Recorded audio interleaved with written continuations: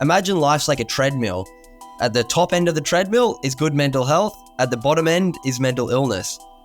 If the treadmill's moving, realistically, we're never going to get to the top. It's impossible to have perfect mental health because we go through challenging times in life. It's inevitable that we're going to lose family members. We're going to have relationship breakdowns. We're going to run into financial troubles. We're going to have illnesses and sicknesses. There's all these things that are inevitable for us. And I like to think of that like that's that treadmill starting to speed up a bit. And that's okay as long as we have things in place to walk back against that treadmill.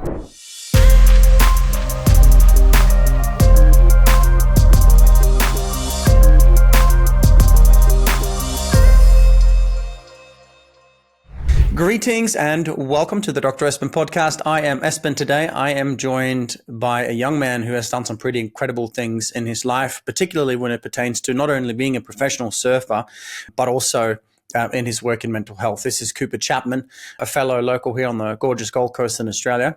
Cooper's got over a decade of experience as a pro surfer, and today we're going to talk about getting in the flow state, what we know in neuroscience as transient hypofrontality, as in being one with the wave, one with the brush, being in the moment rather than overthinking. This is going to be a great conversation as to how to access that part of our brain that will make us / can make us a superhuman. What I'm really passionate about is Cooper's actual work and devotion to mental health, particularly as an advocate for mental health from his personal experiences. I read up on your bio earlier in regards to your sister and having lost several people to suicide, including your father's struggle with depression and so on and so forth.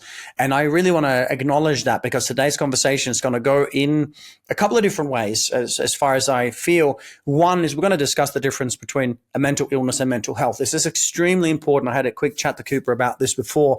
What is mental illness, as in the clinical aspect and the disease aspect, compared to mental health?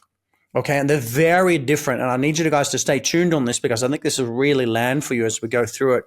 Since 2019, Cooper's devoted himself to transforming mental health and awareness and education. He's done this, on his own podcast in many different ways. And to date, he's spoken to over 40,000 students across Australia and many parts of the world. And I'm really excited to have you on the call today. Let's talk about flow. Let's talk about how to get our brain into a superhuman state to be able to ride the waves of our life. And also, of course, discuss what we can do to improve our mental health. Special welcome this morning. Cooper, how are you, buddy? Mate, I'm very good. Thank you for the beautiful introduction. It's quite funny when you hear somebody talk about your kind of story. And I mean, I'm only 30 years old. I recently turned 30, but I feel like I have gone through some serious journeys along the way. So yeah, really excited to get to chat. I'm a big fan of your work and all the things that you talk about. So yeah, excited to share my story and connect on a deeper level. Let's do it.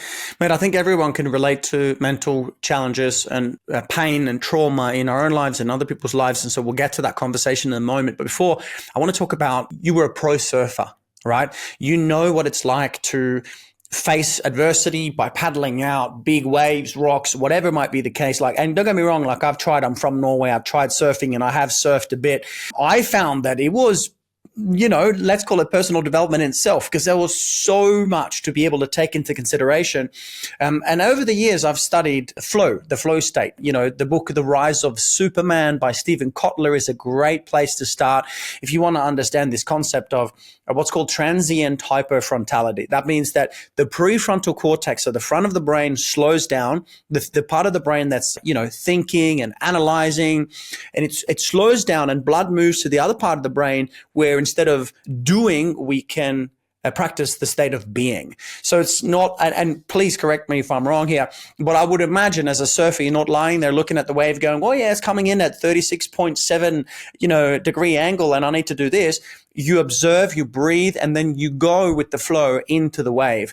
So I want to learn from you, what have you learned from being a pro surfer in regards to how we can address life itself? Yeah, very, very big question, but I think surfing is such a great metaphor for life. I mean, we ride the waves, get smashed on the shore, and then move back out to the ocean. And it's quite interesting. I always have this conversation with people when trying to explain to them why I think surfing is probably one of the most difficult sports in the world to progress in, because the ocean's always changing. You're never going to catch the exact same wave that you caught before. There's not many sports in the world that are like that. So for me, surfing is all about, first and foremost, learning how to read the ocean. But as you said, it's not about going, oh, this wave's coming in at this time. It's all kind of happening peripherally and in such quick understanding, then you have to react. And I'll give you an example. Like when I walk down to the beach, most people are just like, oh, look, there's water out in the ocean. Whereas I'm looking at, okay, the tide's either low or high. Where the tide's low, I know the wave's going to be breaking there a bit more. What the wind's doing, what the swell direction's doing, the period between the swell. And these are all things that you continually learn and gather as you, I guess, get better at surfing, as you start to understand the ocean better. And then you throw on top of that, you have to understand what your equipment's doing, what sort of boards to ride, in what conditions, what sort of fins you want to ride. And then on top of that, once you're out in the ocean, then you have to choose, okay, which out of these waves that are coming through is going to be the best one for me to perform at a higher level. So there's just so many different things and so much information that we're analyzing instantaneously, almost subconsciously, to then try and perform at a high level. So for me, surfing's, and it's something that I feel like once you jump in the ocean, it's like the world on the land washes away from you. It's such a great way to get into the flow state, is just to be into the ocean, because you're processing so much information that you don't really have time to think about, oh, what are my taxes doing? Oh, what's happening with my family members? Like all these things that we generally get stuck in, these thought patterns and constant noise in our mind, for me, quite often disappears out in the ocean, because we're trying to take in so much information and then focus on catching and riding the waves. It can be, almost like a forced flow state. But obviously doing it as much as I have surfed and competed and traveled the world competing, there is times where you are sitting out in the ocean and you start thinking about your taxes and you start thinking about, are my sponsors going to drop me if I lose this heat? And it's something that at times I really struggled with, but learned some really beautiful tips from my psychologist on how to get out of this kind of noise up in the mind and bring it back to the present moment. And that's what I think the flow state truly is just being completely present in the moment, not thinking about what's going to happen in the future, not reminiscing on the past, but being right here and now. And it was something that I did struggle with quite a bit at times throughout my career, and still do. I think all of us do as humans, struggle to slow down that noise in the mind. And this little trick and I guess psychological trick my psychologist taught me was, he said, when you're getting all that noise in your mind, like, it's not your fault. We've got more distractions, more things going on in our mind than ever before as humans. We've never had to look at screens. We've never had marketing everywhere we look. We've never had pings in our wrist, in our pocket. So it's not your fault, but it is your responsibility to learn how to bring that attention and that focus back to the present moment. So he taught me this skill where he said, what we're going to do is connect to our senses. And I was like, what do you mean? And he's like, our senses are only ever in the present moment. When we connect with what we can see, what we can hear, what we can smell, taste, and touch, it takes us out of the noise and brings us back to the present moment. So the three that I generally focus on, if I do feel like, oh, I'm coming out of the flow state, I'm getting a lot of noise up here, I'm not focusing on this present moment, is what can I see, what can I hear, and what can I feel? And for me, it's just such a good sensory way to bring me back to, okay, what I can see is only in the present moment, what I can hear is only in the present moment, and what I can feel is only in the present moment. So that's just a good little trick for me. And I know I've gone way off mark around surfing, but hopefully that gives a bit of an understanding of how I view the flow state, how I view the ocean, and how it helps me get in the flow state, but then also a little skill that you can take on to maybe bring yourself back to that present moment if you do struggle with it. I love that, mate. Tell me, what was the highlight of your surfing career? I know you did this for a while. You traveled the world. What's your grandest experience and fondest memory of learning how to ride the waves of life? Grandest experience.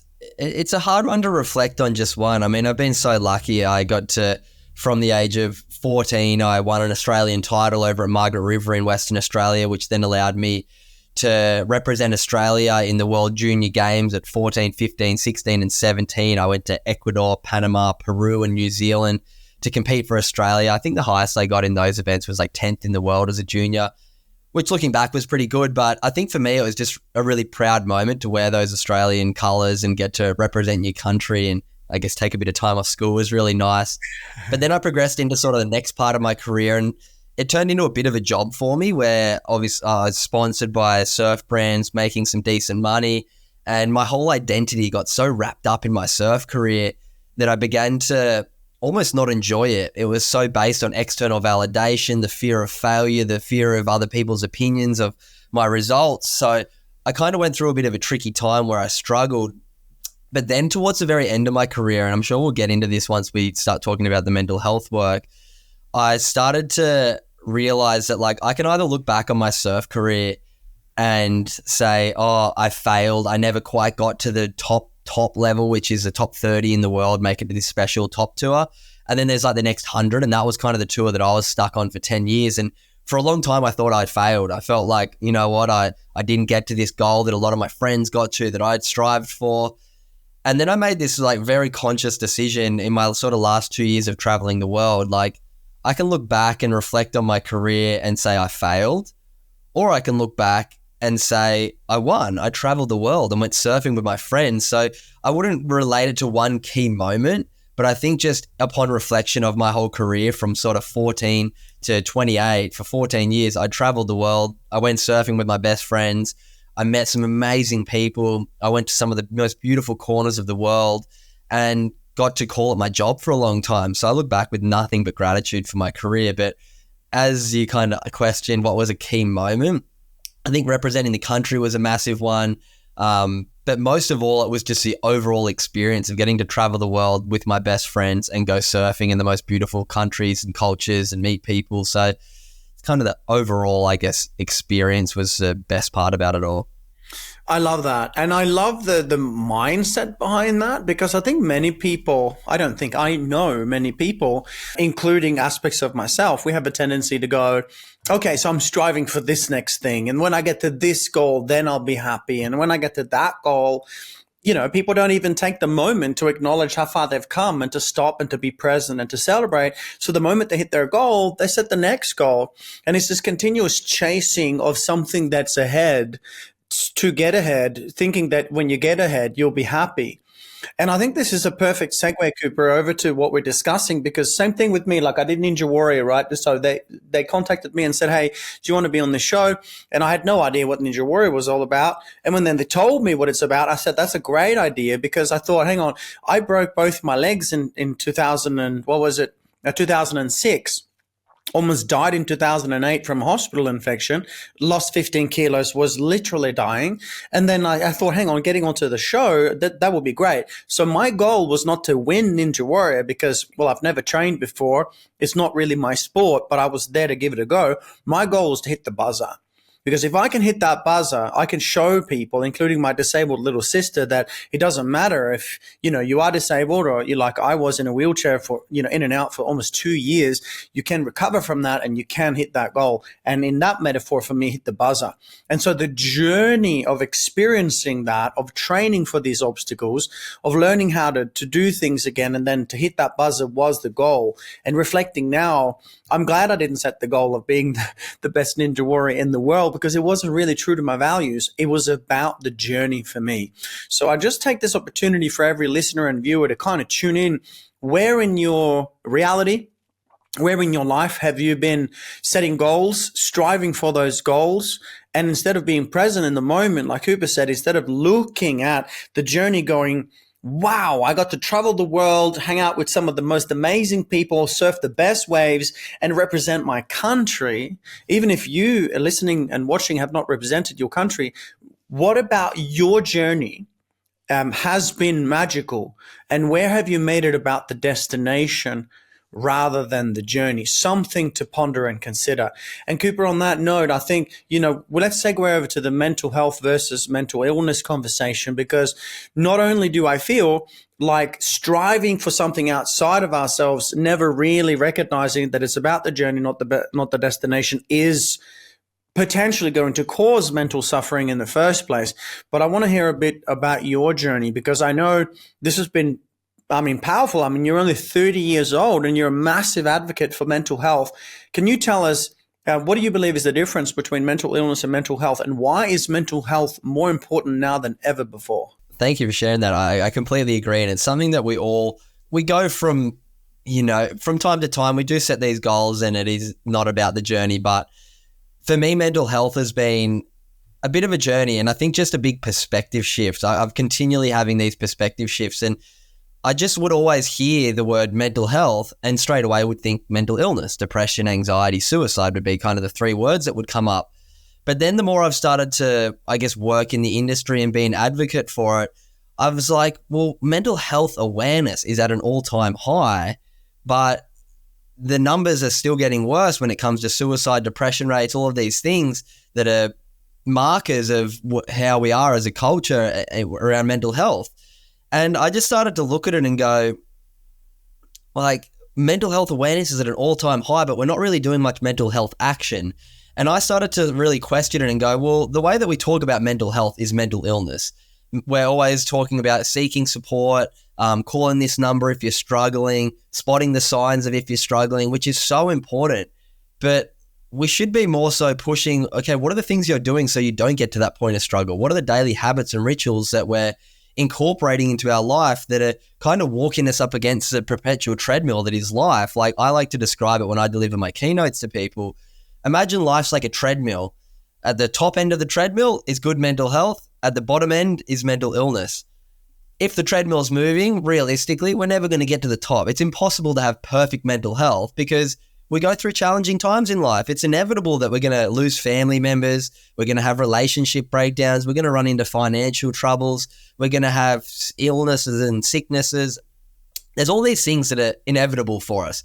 And I like to think of that like that's that treadmill starting to speed up a bit. And that's okay as long as we have things in place to walk back against that treadmill. Whereas so many people are kind of just standing there, letting the treadmill take them all the way down to the bottom. And when you fall off the end, that's when you get caught by the, I guess, healthcare system, which is the mental health industry. The call this number when you're struggling, the free mental health plan that the government has if you go and see your GP. All of these services are so important. But I just don't think enough of us are walking against that treadmill, doing enough in our daily life to take care of it. And I wasn't either. And it's something that I'm trying to do better every day.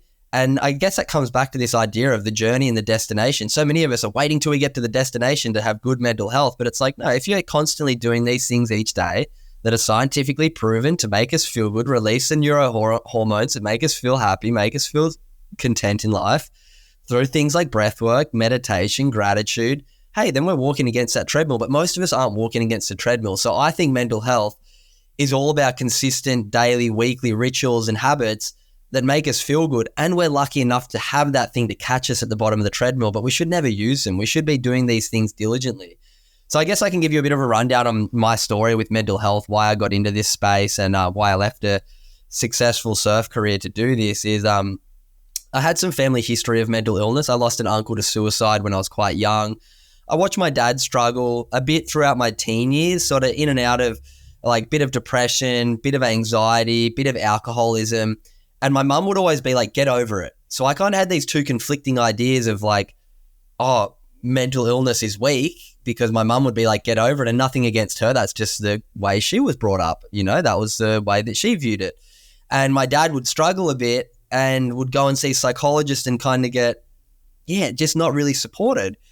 So I kind of had this fear, okay, I better not have mental illness like my dad because, you know, it's going to make me look bad to my mum and to other people. So I was always very forward thinking, what little things can I start to implement and pick up skills to take care of my own mental health?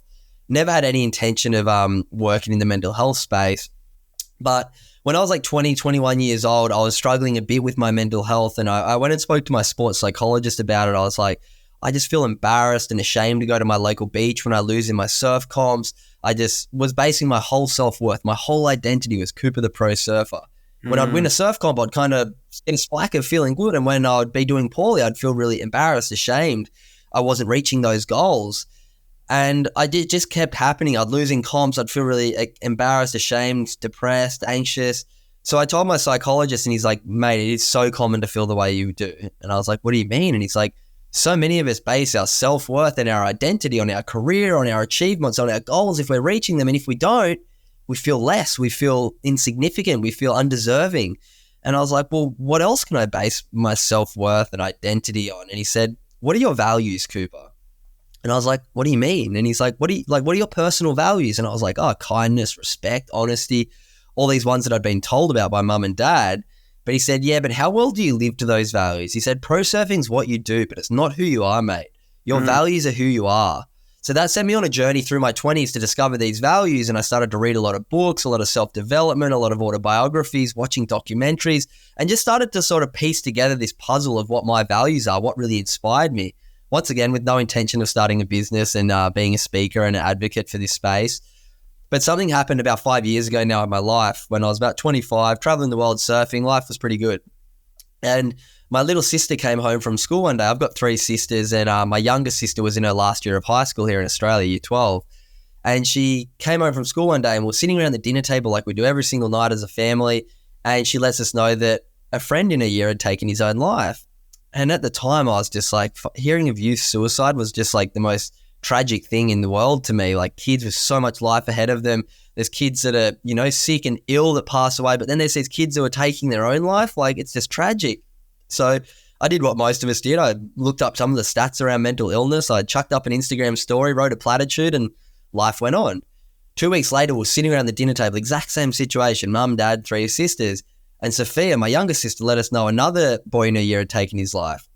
And that was when I was like, you know what, I can't sit around and do nothing about this. I've learned some of these really valuable lessons because of my story and my journey, and maybe I can go and talk to one kid at my old high school and share some of the little things that I do. And if it helps one kid, then wow, I've done my job. I've changed one kid's perspective on mental health and mental illness and the things proactively we can be doing. So that was back in 2019. Since then, as you said in the intro, I've spoken to, I think, close to 45,000 students now in person at around 85 schools around the country.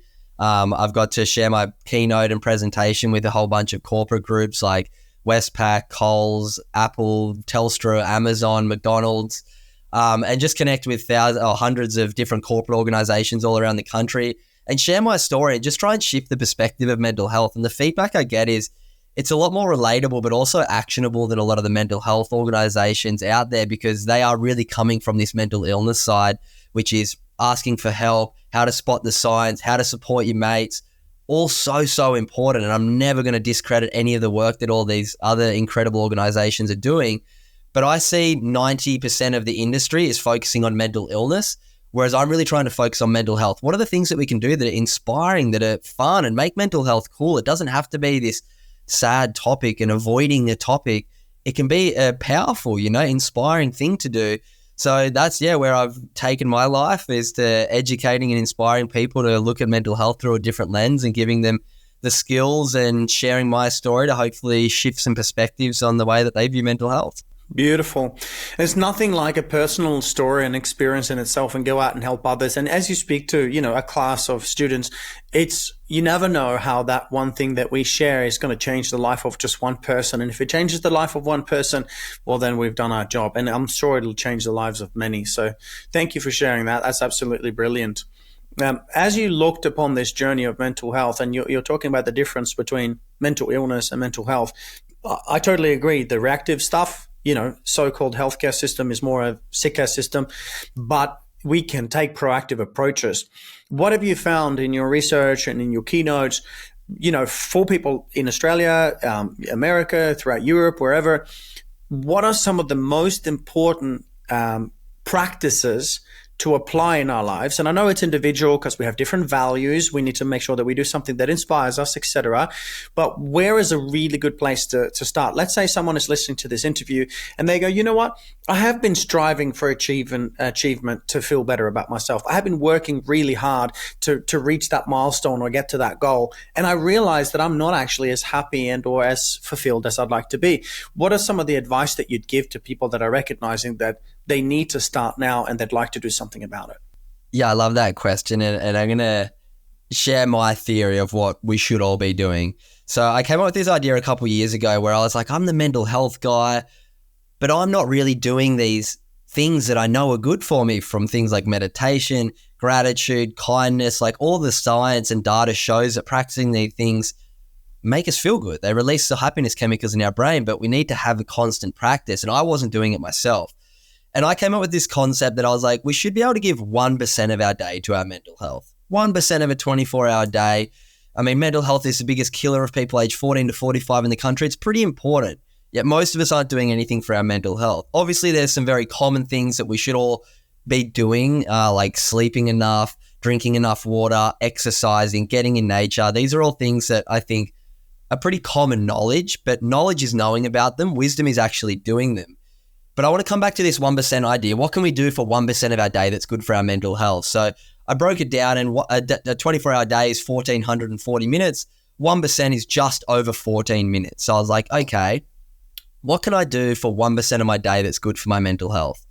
And off my own research and interviewing hundreds of experts on my own podcast, one of the most common denominators for people who felt calm, who felt happy, who felt present was meditation. Meditation is such a beautiful practice, and I'm sure you can speak on it far better than me, so I won't go too deep into meditation, but just the ability to slow the mind down, to just be in a place of stillness each day. I like to think of it like meditating is like cleaning your room, cleaning your mind. If you don't meditate, then it's like leaving cups of water on the side bench. It's like your bed's not made. You've got clothes in the corner. All this it's very hard to think and feel good when you're in your bedroom when it looks like that. So for me, meditating is sitting down, viewing all of the different thoughts that are coming by and going, okay, that can get put away over there. That can wait till later. Hey, and my mind starts to calm down. So for me, I say to people, try and do 10 minutes of meditation in the morning. Start your day before you go on your phone, sitting down, whether it's a guided meditation. There's so many great ways to meditate nowadays. There's apps that you can use. There's YouTube that you can use. You can just sit there and be still for 10 minutes and put an alarm on your phone. But for me, that's like such an important one, 10 minutes of meditation at some stage in the morning. And then the second thing for me that once again, through different experts and interviews I've conducted and research I've done is gratitude. Gratitude is this thing that quite often you tell people and they've heard about it and they're like roll their eyes a bit. And it's like, oh, I've written down gratitude things once or twice, or I try and think what I'm grateful for. But that's like going to the gym and doing one sit-up and looking for a six-pack. Like we're trying to change our brain. We're trying to rewire our brain with neuroplasticity, with neurogenesis, and it takes time. So what I say to people is for 4 minutes at the end of each day, whether it's either when you're brushing your teeth and you're already standing there doing it, do a bit of a habit stack, or, you know, whether it's writing in a little diary, just think of 3 things that went well during your day. Take a few moments. Like for most of us, 70% of our thoughts are negative, 95% are repetitive. Let's try and change a few of them and make like, okay, let's strategically make 4 minutes of our day thinking positive things, thinking about the good things that went on in our day. So that's kind of my advice to people. 10 minutes of meditation in the morning, 4 minutes of gratitude at night. You know you've done 1% of your day for your mental health. And then off the back of that, I was also like, I know it's very hard to maintain a healthy habit. How many of us have gone, oh, New Year's resolution, I'm not going to eat any fast food this year. I'm going to, to work out twice a week, and it gets to like Jan 15, you drive past Macca's on the highway and you're like, next year I won't eat fast food. Like we all break healthy habits. So I was like, how do you maintain a healthy habit? You need accountability. You need maybe a group of people to help you stay accountable. So I started this thing on Instagram because it's obviously pretty much our most used social media platform for most of us. I was like, I need the accountability, but I'm sure other people do too. So I was like, I started this thing on Instagram called the 1% Good Club, which is people wanting to give 1% of their day to their mental health. So it started 1,080 days ago, 3 years ago now, where every single morning I send a guided 10-minute meditation link on YouTube. You can just click on. Every single night I write 3 things I'm grateful for, and I post it on my Instagram story. I take a photo every day and I post and write the 3 things I'm grateful for. I then send that message to these group chats that I started on Instagram. It started 3 years ago and there was like 30 or 40 people joined in the first week. It's now grown to over 1,500 members from people all around the world who do it every single day. They click on the meditation in the morning. They write the 3 things they're grateful for in the group chat, and then everyone likes each other's, and they've built these global communities of people trying to give 1% of their day to their mental health. So yeah, that was 3 years ago. There's been close to like 700,000 gratitudes sent in over the last 3 years from strangers all around the world, like 1,000 people a day doing 3 gratitudes. There's close to 3,000 gratitudes a day sent in. It's been going for over 1,000 days, but obviously as it's grown, it's less than 3 million. It's down towards like 5 to 700,000 gratitudes. So if anyone's listening and they want to join, it's completely free. It always will be. It's just my sort of gift back to my community online to be like, hey, I'll help you guys stay accountable so I can stay accountable to do 1% of my day to my mental health. Oh, I love that. What a way to create that accountability for yourself, because you need to show up because the community is also depending on you or expecting that of you. I love that. So where do we want to go? If someone wants to leverage this, is it Cooper on Instagram? Tell us the Instagram address. Yeah, so if you send at The Good Human Factory on Instagram, that's the name of my business, The Good Human Factory. If you send us a DM on Instagram saying, I want to join the club, I'll add you in. Within 24 hours, you'll be added to a group chat. Each group chat, there's 9 of them, has close to 150 members in each group chat. And yeah, they're all strangers. Most people haven't met. Some of the communities have been like connecting with each other for years and become friends and made friendships. Like, it's a beautiful space to see everyone come together and just share a few things that are good in their day every day. Yeah. The Good Human Factory on Instagram, correct? Correct. Awesome. Thank you. Go ahead and go do that, guys, if you want some inspiration and accountability. I picked up on something that you said there, Cooper, and I really want to reiterate that. And I wanted to go a little bit deeper because you said something like 75% of the thoughts that we experience on a daily basis are negative and 90% of those are repetitive. Is that what you said? The data is quite interesting. I've interviewed quite a few neuroscientists on my podcast, and there's some pretty viral clips of Jay Shetty and a few other big spokesperson in this field saying that we have 60,000 thoughts a day and 75% are negative and 95 are repetitive. But when you break down 60,000 thoughts a day, that's like a thought every 1.4 seconds. And speaking to a different neuroscientist who I've interviewed a few times, she said the consensus now is maybe 6,000 thoughts a day, which makes a little bit more sense in my head considering we're sleeping for most of the night. So let's go with the number 6,000 thoughts a day.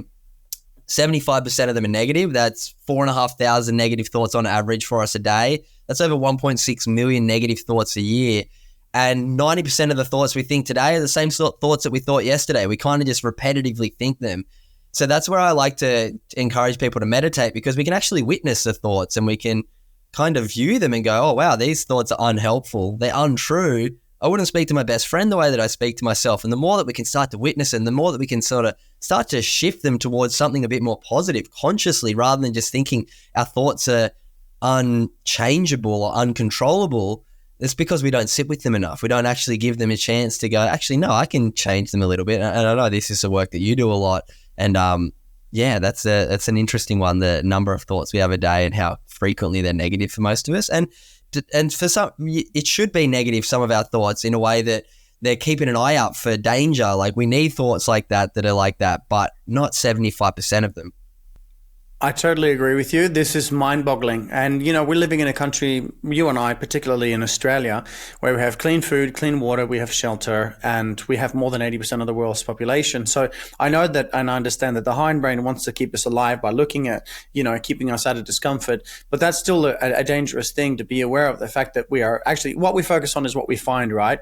And I just want to make this point. We talked about meditation quickly. This is Cooper's primary advice. Meditation works for every single person every single time. I think one of the things that I just quickly want to mention is because a lot of times people meditate, they have a belief that their mind should be still. Okay, so you sit down, you close your eyes, however you do it, and then maybe you focus on your breath, and then your mind starts, and then you're observing the thoughts of, the negative thought here, and the stressful thought there, and this one's coming up here. And then people think, hang on, I'm doing it wrong because my mind's so busy.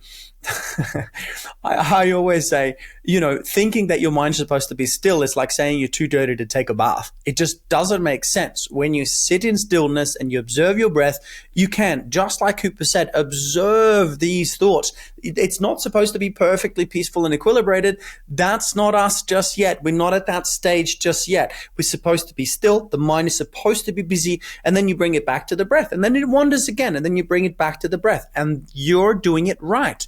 You're not doing it wrong. You're doing it right. Just sit still, focus on your breath, your mind wanders, and then bring it back. So just remember that, often people say to me, I can't meditate because my mind's too busy. Again, that's like saying you're too dirty to take a bath. It doesn't make sense. So just give yourself permission to know that even just sitting in stillness, focusing on your breath, no matter what your mind is up to, you're doing it right. And that's a really good place to start. Cooper, now you've helped a lot of people. You've inspired a lot of young individuals at school. What's coming up for you now? What's the next step? Knowing that you've got communities around the world helping with mental health. Obviously, as you said, we have some highs, we have some lows. I loved your analogy. I just want to reiterate this of how you were, placing your own internal mental well-being upon either I'll be happy if I'm successful in the surf comp, but I won't feel good enough if I'm not successful in the surf comp, and how we can look at how we're potentially doing that in our lives, as in where have we made external validation a necessity or a necessary component for mental well-being, and then where can we discard that and know that just by showing up as our best selves every day, we are really doing a great job and really living a good life.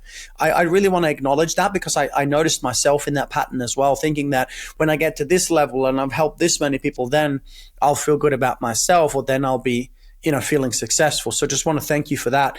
Where's the journey from now for Cooper? Where are you off to next? What's the next stage in your life, and what are you hoping to achieve? I mean, the first thing that I'm kind of going through right now is doing a partner visa. My beautiful girlfriend is from Brazil, so we're kind of going through lawyers and stuff to get her to be able to stay here permanently. So that's a bit of a, it sounds like I've got a pretty awesome life traveling the country, running workshops, but there is the challenges that come with everyday life as well that we all go through. So that's something I'm very excited about, to have my partner officially here permanently. She's been here studying for a year, but now we're just going through that. So that's something very fun for me. But just trying to grow the business. I don't come from a business background. Obviously, being an athlete, I don't have too much business acumen behind me. I've obviously spoken and grown to a level, but I kind of went 2x growth the last 3 years, and this year's kind of plateaued out. So just trying to build some systems and strategies on how I can continue booking more workshops, whether it be for corporate groups, running some more half-day things rather than just one-off hour keynotes. Same thing, trying to get some more permanent school clients where it's like, okay, we get you back in every year to speak to our year 10s. We get you every year to speak to our year 9s with a different workshop, and just trying to build a bit more, I guess, structure in my business. I'm very reactive to, there's like so much cool opportunity. I'm going to travel around and just do workshop after workshop. But I'm starting to learn that I do need to build a bit more security into my business, a little bit more structure and systems. So that's something I'm working on at the moment, which has been good fun. Same with my podcast. I've had my podcast since 2020, and it had a few really solid years of growth into 2022 and 2023. Seems like everybody has a podcast now. So my numbers have started to dwindle just a little bit, which is something that I'm looking forward to reimagining and sort of working out how I can give plenty of benefit to my audience, but also continually to interview experts, hopefully people like yourself, where I can just continue to learn things for my own life, make it into really practical ways, and then pass it on to my audience that I get to speak to. I obviously have the privilege of having access to some really, really special people who are very knowledgeable. So using that access to learn myself, to then decipher the information into ways that are bite-sized and into practical take-home daily exercises, and then just getting to pass it on, through my podcast, through my communities like the 1% Club, through the merchandise that I do with powerful messaging, and just continue to grow that. I'm got some really cool workshops coming up later in the year where I've been collaborating with a friend of mine who is the youth ambassador for the environment for Australia for the UN. So we're doing a little tour where we're going to be going around to a whole bunch of schools and teaching kids how being kind to the environment and being kind to your mind can come hand in hand. I think it's something like 70% of young people are fearful of the climate crisis that we are facing. So to be able to combine my work in mental health and then also my mate's work with being kind to the environment and how we can proactively take care of that, that's something that I'm really looking forward to sort of expand my business just from mental health to also climate activism. So that's a couple of things I've got coming up, but it's always fun and always looking for new opportunities as I continue to grow as a person, but also continue to grow as a business, which has been really fun. Awesome, dude. I love that. So would you like some quick points? I mean, I'm in my 40s now. I've been where you are and I've built a pretty good business. Would you like me to provide some insights? Plenty. Give me some insights. I'm all for it. Let's do it. So listeners and viewers, listen to what Cooper just said in terms of what he's done with his community, right? And one of the biggest things in business, I just today, before we jumped on, interviewed Jay Abraham, $21.7 billion man, one of the most successful business people and marketing experts with integrity in the world, right? And from having conversations with him, working with, Dr. Bruce Lipton, Dr. John DeMartini, many of the masters over the years, what I've realized is the following. One, create a network of people that you can influence and serve. You, Cooper, have a massive, massive advantage at the moment because you're not just starting business from scratch without clients. I mean, how many people do you have in those Instagram groups? Thousands of people. Yeah, there's about 10. Right? You already have the community. So firstly, now think about what do those people really need? I know that they love the accountability. They love the gratitude stuff, the meditations that you're putting out, value to the community. You've got great rapport. What is a big problem that they might be facing? How can you solve that problem and make money at the same time? Great. The keynotes, lock in those contracts, secure those relationships moving forward. But what could you do for the people out there that know about you, that already have trust and love for you, that could solve a problem and create a business or product doing that? And then the second thing I'd say, once you've really got clear on your ideal client, what their problems are and how you're going to solve it, is then how you're going to partner with performers. Who are the people out there that are doing great things that you could partner with, that could put you on their stages, or where you could be on their stages and it could be a win-win. So they're the two things that I would put together. If you take time to brainstorm how you could solve problems for the people that you already have a connection with, you will be in business very quickly. Financially, that is. I appreciate that. Yeah, I've been building that community with the mindset of kind of Gary Vee. That's why I kind of started it years back. I was like, I'm just sort of like expecting people to buy my merch. I'm expecting people to book my workshops, but what am I really giving value-wise? I need to give a bunch of free value, which I now have 3 years of daily check-ins with people, and build that trust and community. But now I'm just trying to, work out not how to leverage the community, but how to offer a paid value. Like a lot of them do buy my merchandise. A lot of them listen to my podcast, which gets the numbers up. So I've had some great sponsorship on my podcast. I've also, learned how to get the engaged audience through the 1% Club. But the next stage is to either build an app or a community that people can subscribe to with more value, or having events, or having like I've run one retreat, but I want to run some more retreats, which is kind of encouraging people to develop a full potential board. So I have this thing at home where every single day I try and tick off 14 healthy habits. So I think that breath work, meditation, taking supplements, getting in nature, exercising, communicating with my partner, drinking 3 liters of water, practicing gratitude at night, being off my phone after 7 p.m. before 6 a.m., cooking at home, eating healthy foods, all these things that are like very common and pretty simple to do, but to do them all in the same day is hard. And I never tick off all 14 every day. But I have this like accountability board. I call it my full potential board. And every night me and my partner tick off the things that we did and the things we didn't do. So I want to turn like a retreat or a course or a paid, like a 10-week course where I take people through these 14 different habits, how they integrate them into their life, and then they leave with a board that they can try and do it, or do it through a retreat. So I've got plenty of ideas, but when I'm a one-man army and trying to bring stuff to life, it's very hard. I do juggle my time between recording and editing 2 podcast episodes a week, packing and sending merchandise, developing and connecting with clients to deliver my workshop. So there's a lot going on, but I'm always looking to expand and see how I can do it in a way that makes sense by building systems. And I've got a few friends who are consulting with me, helping me put some of that into place. So I appreciate your advice too. I think that's along the path that I want to go. Bro, if you do those 2 things, one, you learn what you love. You know, if you're a surfer, then you don't do all those other things. You surf. So if you're now inspired about your work, be inspired about that and find other people that can do the other things, podcast editing, whatever it is. They can do it faster, better, and cheaper. That's a great thing. I think you're on a really good run, and I really wish you all of the best, because not just for your benefit, but for the benefit of those millions of people out there that's going to benefit from your message in terms of mental health and the stuff that you've shared. So, breathing into your mission and elevating your prayer. And before we wrap it up, I've got one last question for you straight off the cuff. You ready? Here we go. I want you now to imagine, Cooper, that you are on the world stage. Every sentient being alive is present, watching and tuning into your message to the world. Whenever you're ready, take a breath and share. Cooper, what is your message to the world right now? Be kind to your mind, be kind to others, and be kind to the environment. Done.